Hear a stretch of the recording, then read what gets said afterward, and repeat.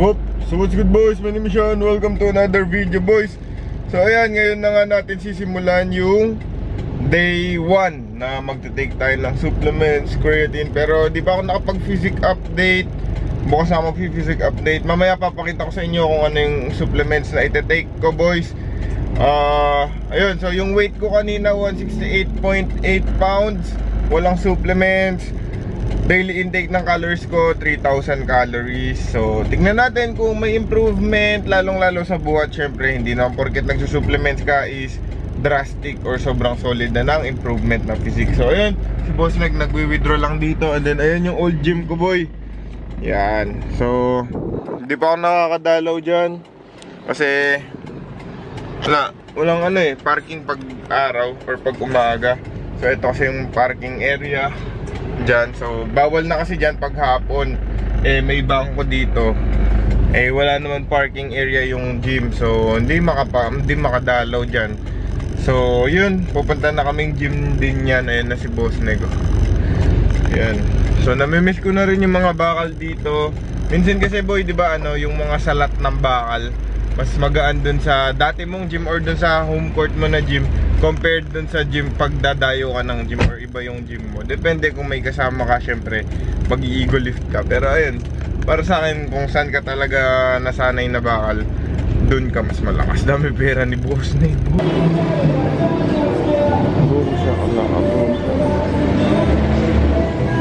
I lost my best friend to 23. She left her body and hovered above me. I saw no shadow, I looked around, searched every building and home that I found. I saw no shadow, but felt a glow.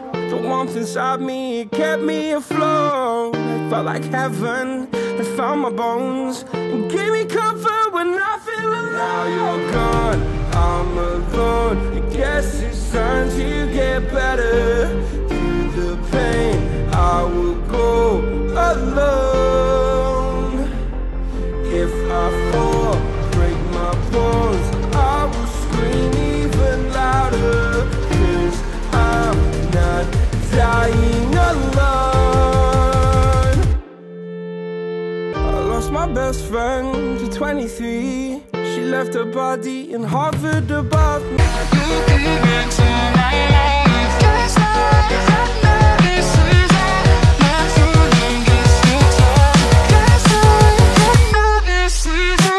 Okay boys, so ito na yung supplement natin. It's already night time, October 14 pa din, day 1. So ang ito-take natin is creatine monohydrate. Yung vitamins, nakalimutan ko, bukas na lang siguro. Importante, makapagpasok na tayo ng creatine. So 5 grams per day lang yung iinumin natin creatine. So ayan pa yung iba ko supplements boy, mamaya papakilala ko kayo sa kanila. Pero mostly whey proteins lang yan. Syempre boy, gusto nyo creatine, whey protein, pre-workout, and other supplements, pwede din ng meat, okay? Frozen meat or fresh meat. Sa The Good Stuff supplement kayo bibili, boy. So, ayan, 1 scoop. Yung scoop ng creatine, boy, ganito, 5 grams.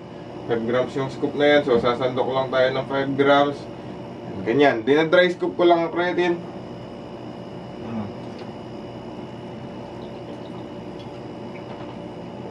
Any time of the day, pwede naman kayo mag-take ng creatine, boy. Okay? So, hindi importante, pre-workout, post-workout, and any other time na sinasabi nyo.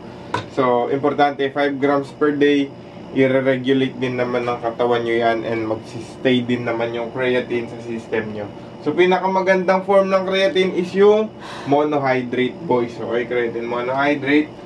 So, meron kasing iba-ibang klase ng creatine, pero pinakamura at saka pinakamaganda, creatine monohydrate. So, ito yung iba nating supplements. Meron tayo dito, Rule 1, whey protein. So, mint chocolate chip yung flavor niya. Masarap to, no, Boss Neg? Okay, dry scoop mo din. Dry scoop mo. Yan. So, ang bango. Mint chocolate chip. Tapos dito meron tayong Rule 1 na vanilla ice cream. Yan. Ang vanilla. Wala mga vanilla. Tapos, dito boy, meron tayong Muscle Rules na regular whey protein. So, di ko pa ito nabubuksan. Ayan, sealed pa. Ayan, may barcode yan boy or QR code para malaman yung legitimacy ng product. So, expiry date nito 2026 pa. Bilis, umiyak na si Billy. No?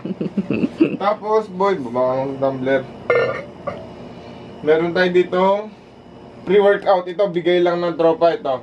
Itong BPI na bago din. Bigay lang ng tropa yan. ISO HD. Bago na yung lalagyan ng isolate ng BPI. So, ayan. Flavor nito 69 servings yung isa. So, lahat na halos yan 60 plus servings. Anong flavor to, babe? Nababasa mo? So, ayan. May chocolate. Brownie. Ayan siguro. no, chocolate and brownie. Ayan, chocolate and brownie flavor. Tapos ito, anong flavor na ito? Ito sa akin yan. Dark grape flavor. Tapos ito, creatine din to boy. JNX Sport. So, di ko alam kung meron ganito yung The Good Stuff. Bigyan lang kasi na tropa to. Ayan, bago pa din yan boy. Pati yung pre. Sealed. Pero ano, any brand boy, basta trusted brand. Ayan. Ito, American brand yata itong JNX. Tapos ito pa yung isa kong ano boy. Ito may caffeinated na whey protein to. So may ano to, ang tawag doon. Yung formulation niya, RIP Matrix formula, yung whey rules RIP. Okay, so meron siya caffeine boy. And meron siyang L-carnitine, L-tartrate. Tapos meron siyang green coffee. So caffeinated to. So maganda to pang pre-workout yung ganitong RIP. Pag may nabasa yung RIP sa mga whey protein nyo, doon nyo sila inumin. Ito, bukas na rin to. Ginagamit ko to pag minsan. Yan. Ako kaya. 4 pounds to. Yan. Kailan ko kaya Bango, magagamit chocolate na chocolate ang yung amoy. minsan. Ayan, meron din siyang QR scanner, boy. So, ayan, sa The Good Stuff supplement lang kayo bibili, boys. Kasi yun yung trusted ko na supplement shop. Ayan, thanks my boys. Basic, kita-kit sa susunod na clip. Ano? Na paano ka? Oh no, nagdadabog siya. Pasak. Kinuha niya ng anak niya. Ayun na. Bill, tara.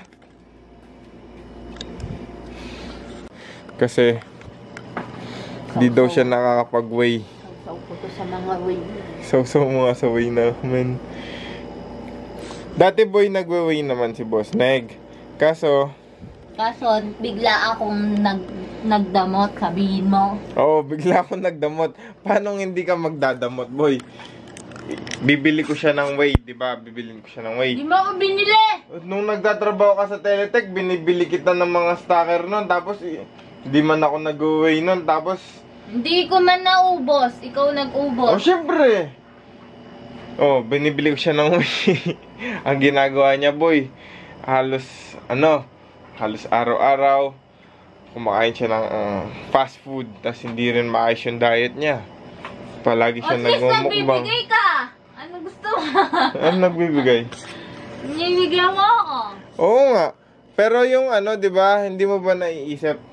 Siyempre, bibilin mo yan. Tapos, hindi mo rin mamamaximize yung protein or yung whey protein. Ano pala sense ng condition kung sa kabibigyan, Hindi, I mean, kung hindi ka talaga full track, nag-chicken breast ka naman Gusto mo yan, bumili ka na lang. Yung sasayangin mo. Sayangin mo sarili mo, salapi. Bill, chinelas na naman ni mama mo yan.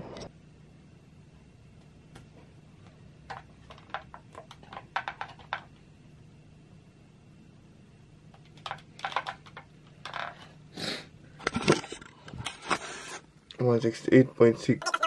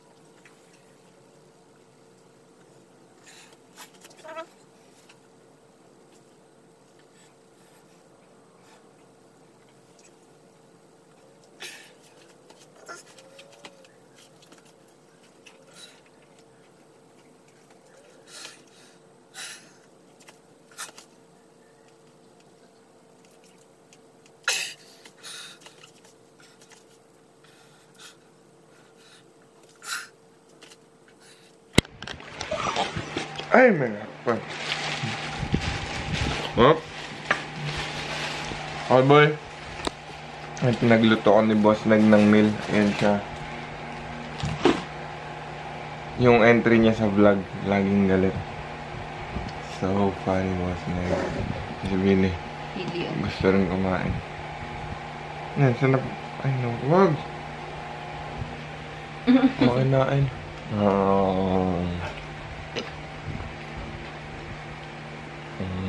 Okay, boy. Day 5. So, Friday ngayon. Day 5 ng week. Ayan, dito tayo nag-gym ngayon sa OJS Powerhouse Gym. Di pa ako nakakadalaw dun sa kabila naming gym. Sa Insayo Gym. Kung saan tayo syempre nagsimula at lumaki at nagsimula mag-vlog. So, ayan. Dito ako nag-gym. Ito si Boss Neg. Naka-crop top. Ayan. So, nag-aayos lang ng gamit. And ano ba nang ganap? Diba, last clip yata yung nag-record ako ng supplement. So, pang day 5 ko na yung pag-take ng creatine. Ang creatine, usually, pumapasok yan 2 weeks pa lang. 2 weeks after mo mag-take ng 5 grams every day.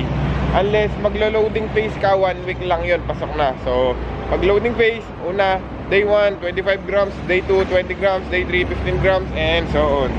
So, isi-shorten mo yung creatine phase, or creatine loading phase.